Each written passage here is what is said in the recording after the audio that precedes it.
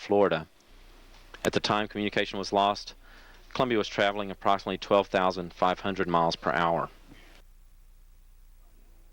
Search and rescue teams in the Dallas-Fort Worth vicinity and in portions of East Texas and other pertinent areas have been alerted to the Space Shuttle contingency. All right, we're listening to James Hartsfield. Debris that may be related to the Space Shuttle contingency that is located should be avoided and may be hazardous due to the toxic nature of propellants. All right, he's restating what I the just Space told you. Shuttle. Let's bring him down if we could. James Hartsfield is a public affairs officer for NASA. He's sitting in a console there at Mission Control, giving us the latest on what we know. The shuttle was traveling at 12,500 miles an hour.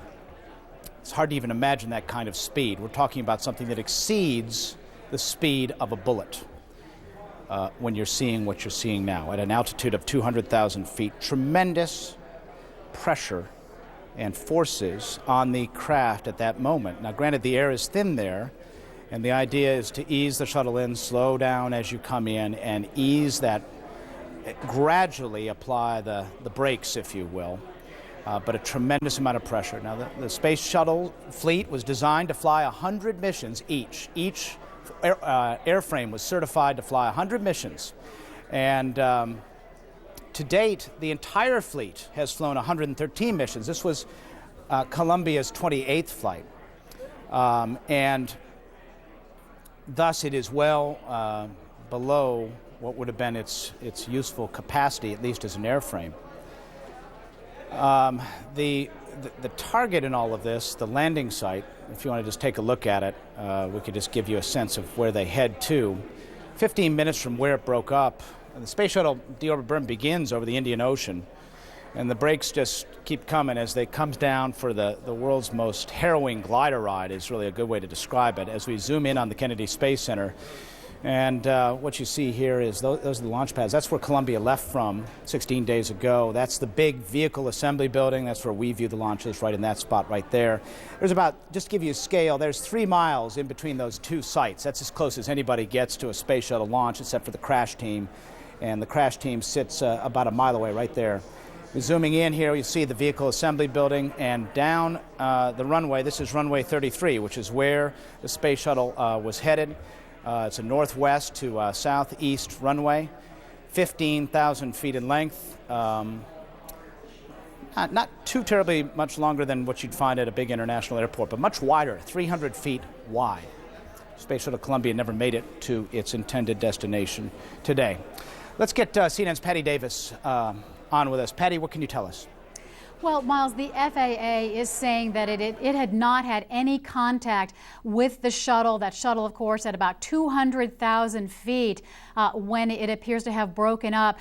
The FAA air traffic control would have come into play at about 60,000 feet, and I'm told it would have directed the aircraft in just like any other aircraft that it was bringing in. But it just did not get to that point. Now, the NTSB would most likely play a role in this accident investigation, in the shuttle Challenger accident. It had a technical advisor role, most likely would have that same type of role in this instance.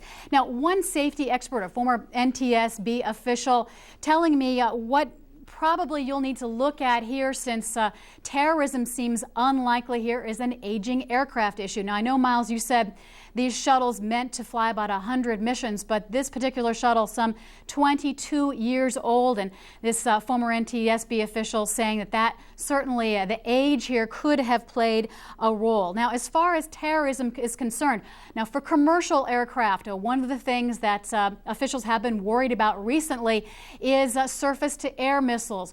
We're told that, however, that the highest, even the most sophisticated of those surface-to-air missiles could only reach about 60,000 feet in the air. So not particularly a factor, not likely to be a factor in this case. One safety expert saying perhaps that the only way terrorism could have played a role here, something had been placed on board perhaps. Miles? All right, let's listen in James Hartsfield one more time. Let's see if he has any news for us. James Hartsfield, Public Affairs Officer in Houston. Let's listen. At approximately 8 a.m. Central Time, as it flew at an altitude of 200,000 feet and a speed of approximately 12,500 miles per hour toward a planned landing at the Kennedy Space Center in Florida. Touchdown for Columbia was scheduled for 8:16 a.m. Central Time in Florida. All right. He appears to Search be and rescue teams in the recapping Dallas-Fort what we Worth know. So vicinity. we'll bring James down. And we have with us on the line, as we let's show that videotape if we can again. It's stunning videotape captured by our affiliate WFAA out of Dallas. Specifically, the man with the camera hoisted on his shoulder was John Prague. John, are you with us? Yes. John, I don't know how much experience you have with space and shuttles, but did you have the sense as you watched this that something was amiss? Well, I'd seen the shuttle once on reentry. I was in West Texas, and I heard it, sonic boom, and I saw it pass over with the one contrail. So, yes, when I saw all these contrails with reflective material in the early morning sky, it did seem unusual, but I have limited experience seeing the shuttle on reentry. So, yeah. Appear, and even our anchor made mention of it. We did a live shot at a little after 8 o'clock when it came over Dallas-Fort Worth. And we're talking about 8 o'clock Central Time here, just to clarify for our viewers out there who are in various time zones. John, what did you hear as you were shooting that? Do you recall? I didn't hear anything. You were pretty far away, of course. Yes, we were listening to NASA. They were giving us updates on where the shuttle was, and so we could get an idea when it would come over Dallas-Fort Worth. We heard it that it was coming over Northern California, then Arizona, and then El Paso. And at that point, I started watching for it, of course. And suddenly it appeared, and so I turned my camera on and started to roll video, and we shot it live as it came over Dallas-Fort Worth. And at what point then did you have some realization that something went wrong? When I came back into the station, they were saying it was overdue, and that's when we started to re-roll the tape, and then information started coming out of NASA. But it wasn't until I actually got back in the newsroom that people were saying, well, it's overdue. John Prague, videographer, WFAA, our affiliate in Texas. John Prague, we thank you for your efforts in giving us this insight in the immediate aftermath of the demise of the Space Shuttle Columbia, breaking up into several pieces there. Let's recap for those who are just joining us. As John mentioned, the Space Shuttle Columbia was at the tail end of a 16-day science mission, 7-person crew.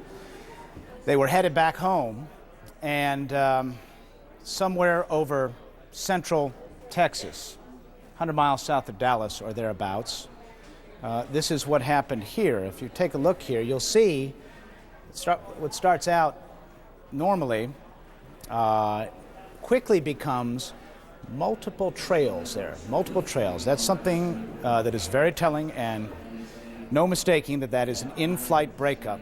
The question as to why is another matter entirely, which we couldn't get into without getting very deep into the world of speculation. But that shot tells you what happened. Why it happened will be the subject of discussion for months and perhaps years to come. But here we go. Let's take a look at the shot now. I want to call your attention. Watch that fireball. That's normal. One streak, very hot, coming from orbit, 2,000 plus degrees, dissipating heat. Boom! Look at that piece come off, and then shortly thereafter, flash. See that flash right in there? And then a piece of smoke came off, a puff of smoke. Something happened there. So something happened first, then second. And then, as it went along, further breakup, sort of a 3-step process.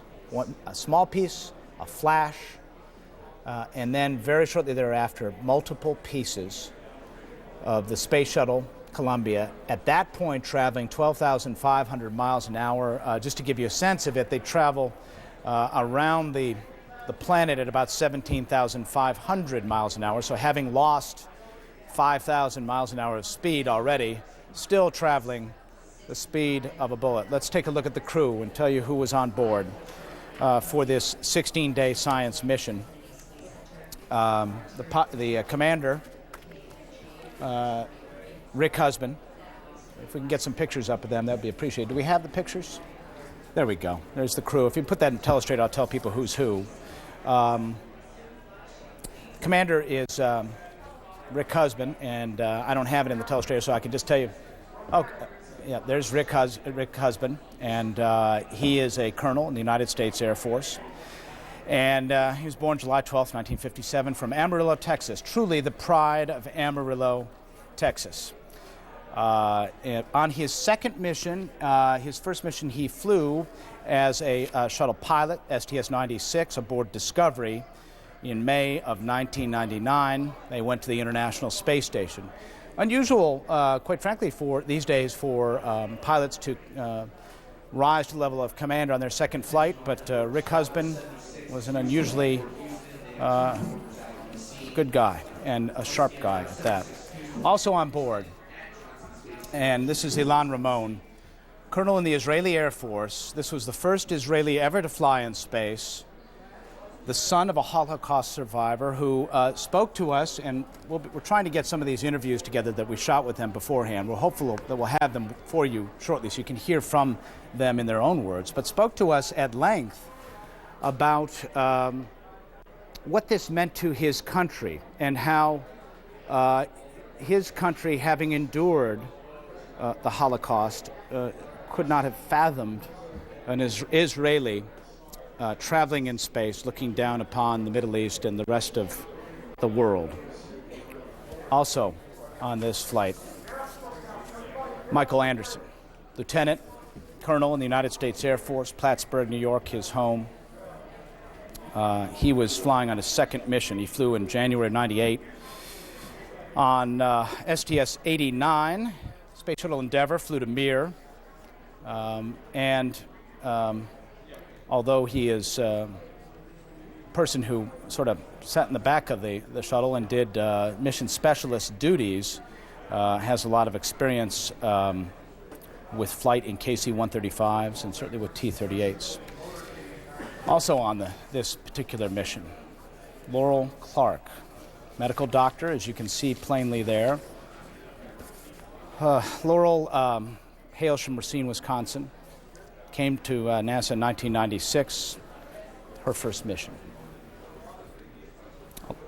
Along with them, the pilot, person sits in the right-hand seat, right beside Rick Husband. William Willie McCool, Navy commander, born September of 1961, came from San Diego. Reported to NASA in '96. This was his first flight. A man who was familiar with carrier landings, worked out of Whidbey Island, and flying the EA-6B Prowler, which you might be familiar with. Also on the Space Shuttle Columbia. David Brown, captain in the United States Navy, out of Arlington, Virginia. Pilot himself, although he wasn't sitting in the front seats of the controls of the shuttle. He's a mission specialist, 2,700 hours in high-performance military aircraft. His first flight as well. Kalpana Chawla, born in Kamarl, India, is an astronaut with some experience in 1996, STS-87, U.S. microgravity payload scientific mission. She operated the robotic arm on that particular mission.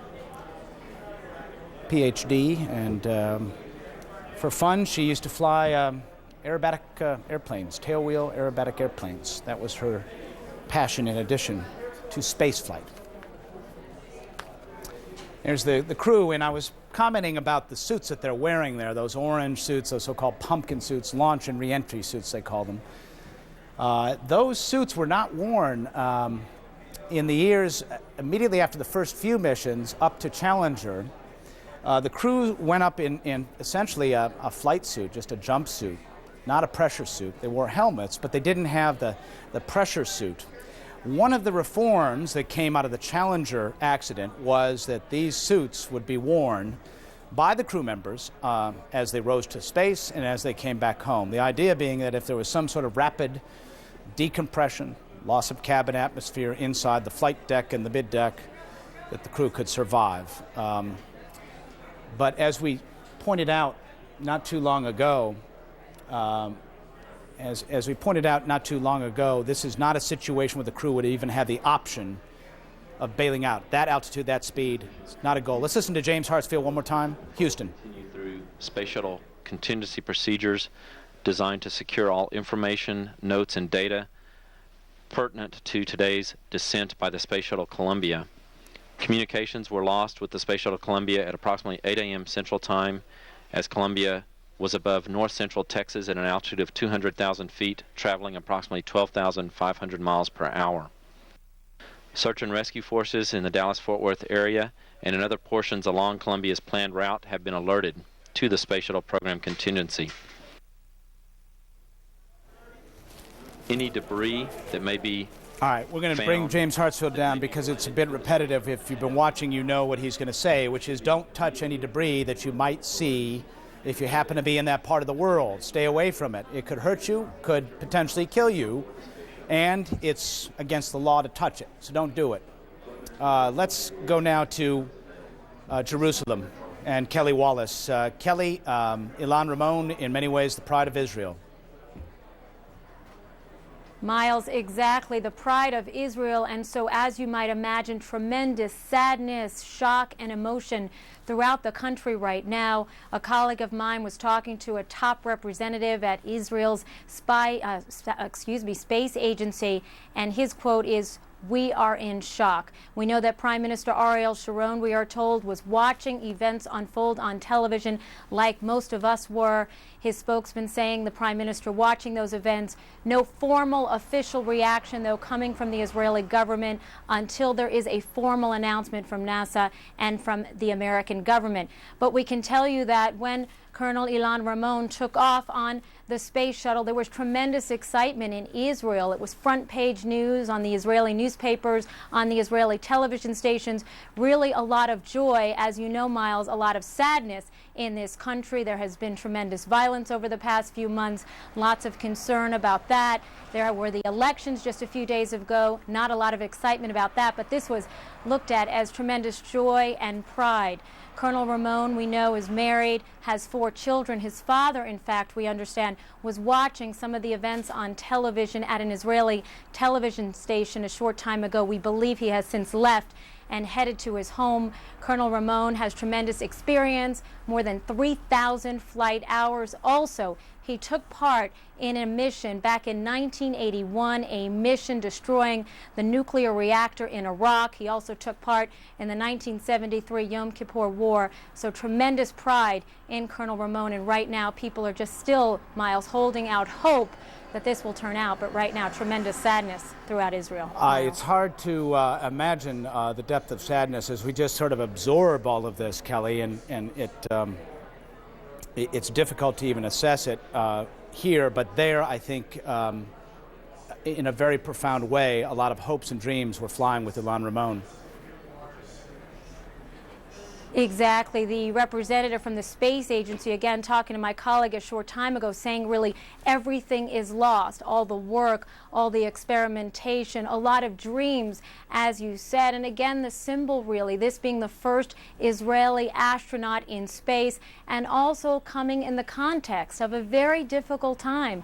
This has been more than 2 years of violence in this country, the start of the second Palestinian Intifada against Israel. The economy is dismal right now. Lots of concern about the violence, the state of the situation, the future. And again, Miles, just looking at the media attention, looking at television and newspaper coverage of this, it was really looked at by many as one piece of really good news in a sea of a lot of bad news over the past few months, Miles.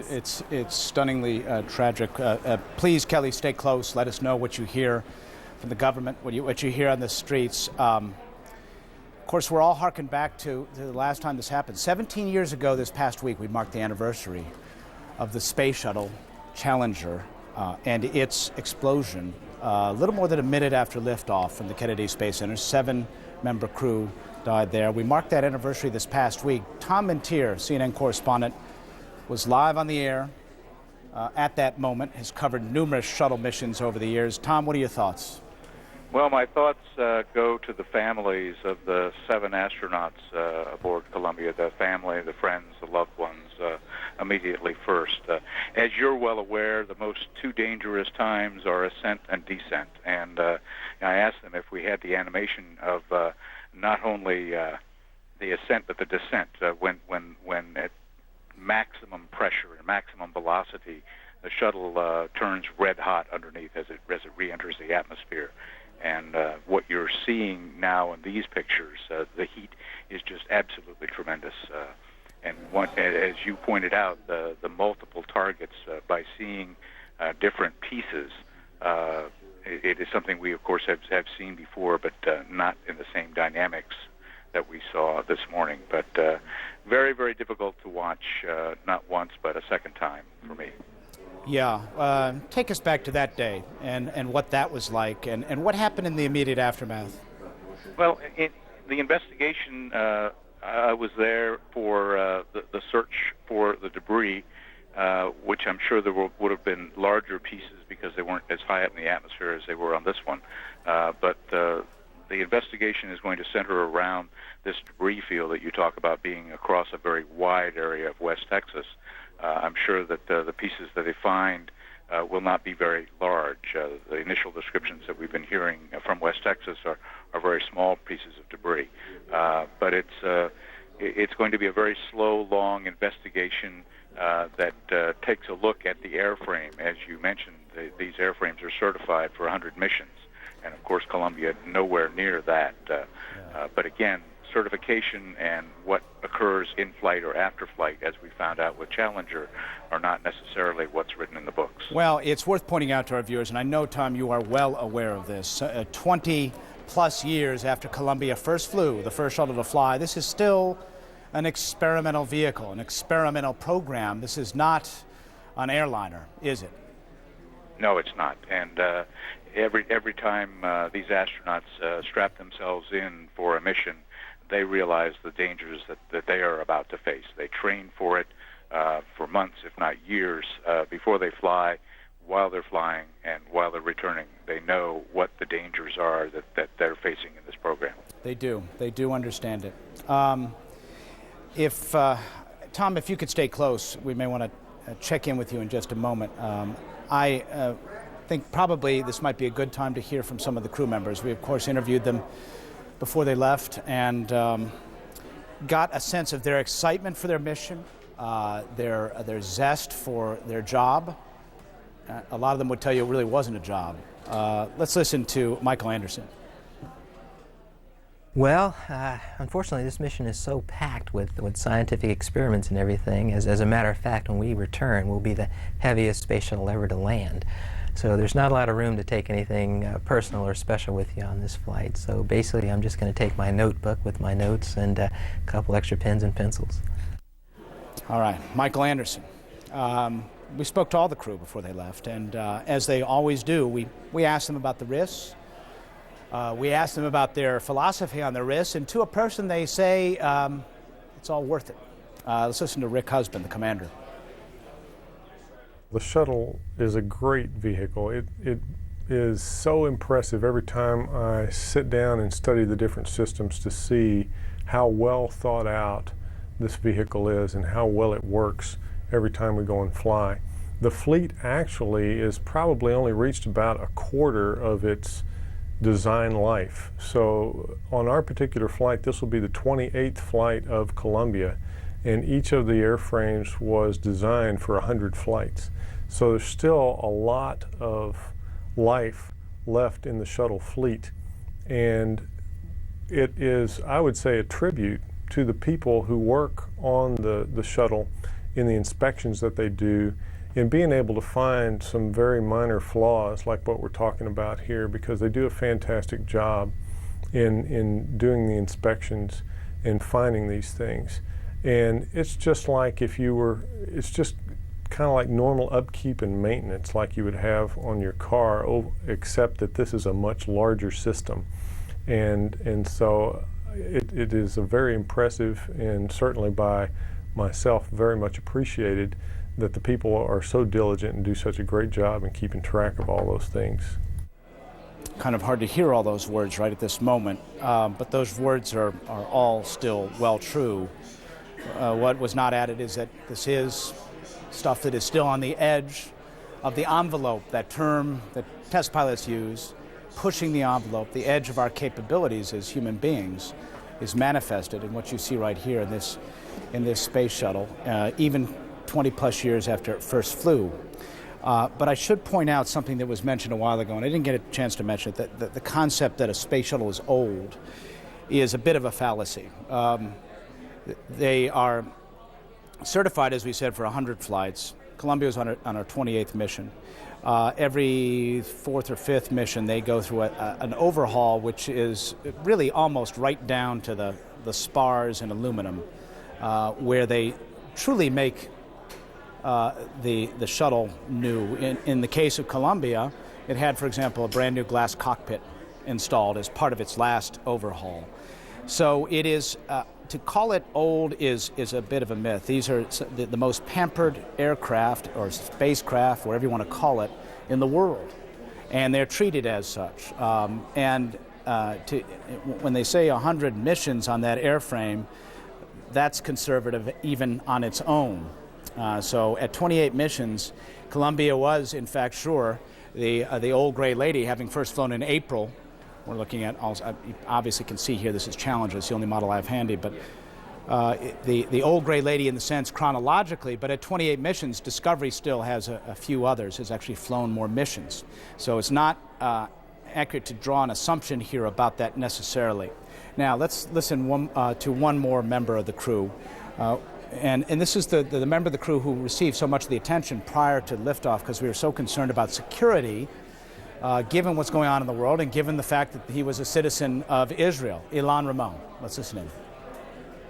I really feel that we shouldn't talk too much about it. You know that NASA security people, and I know that NASA security people are doing their best for us. And since September 11, unfortunately, it's a kind of a world issue here. And since then, all the shuttle flights are taken care of by NASA security for the best of all of us. And I don't feel that we are any special event for them. Well, the truth of the matter was, it was a special event. It was treated as such because of exactly who Ilan Ramon is. Let's listen to James Hartsfield one more time. Houston, a public affairs officer with NASA, is giving another update. Search and rescue teams in Dallas-Fort Worth and in portions of East Texas and other appropriate areas along Columbia's planned route have been alerted and are in contact with local law enforcement authorities in those areas. Any debris that is located in an area that may be related to the space shuttle's contingency should be avoided and may be hazardous as a result of toxic propellants used aboard the shuttle. The location of any possible debris should immediately be reported to local authorities who are in contact with NASA search teams. All right, once again, that is a bit of a repeat, but for those of you who've been listening, we're sorry for the repetition. We just don't know when he's going to add additional information, and so we're going to listen in and keep you posted as events unfold here. Let's bring everybody up to the date. We're approaching the top of the hour. It's 11 o'clock now, and the shuttle is approaching. We're approaching the point when about 2 hours ago, almost exactly, the Space Shuttle Columbia should have been pretty much on final approach to the Kennedy Space Center in Florida at the conclusion of a 16-day science mission. Instead, communication was lost. Telemetry, which is the radio signals with all the data, all the stuff that fills those computer screens in mission control, was lost. And the shuttle did not turn up at its appointed time, 9:16 a.m. Eastern Time at the Kennedy Space Center. Space shuttles, when they begin their descent, their landing is, you can set your watch to it. And so when that happened, immediately alarm bells went up. Should tell you that NASA has lowered flags near the countdown clock at Kennedy Space Center to half staff. NASA has lowered flags to half staff at the countdown clock. 7-person crew, and what you're seeing are pictures captured. Actually, you're seeing a live picture right now of Mission Control in Houston, but the picture that we've been showing you all morning long is the final moments of the Space Shuttle Columbia as it broke up mid-flight, 200,000 feet, traveling 12,500 miles an hour. Our affiliate WFAA capturing this dramatic videotape, which gives us a sense of what caused, well, we don't know the cause, but we do know it was a breakup. The cause. All right, let's listen. We had been trying to get our affiliates to capture the shuttle as it came across the continental United States this morning. KOAT out of Albuquerque, New Mexico, A little darker there, of course, when it came across, but I think you can see that dot there.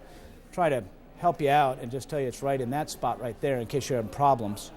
Not quite the shot that we got, obviously, out of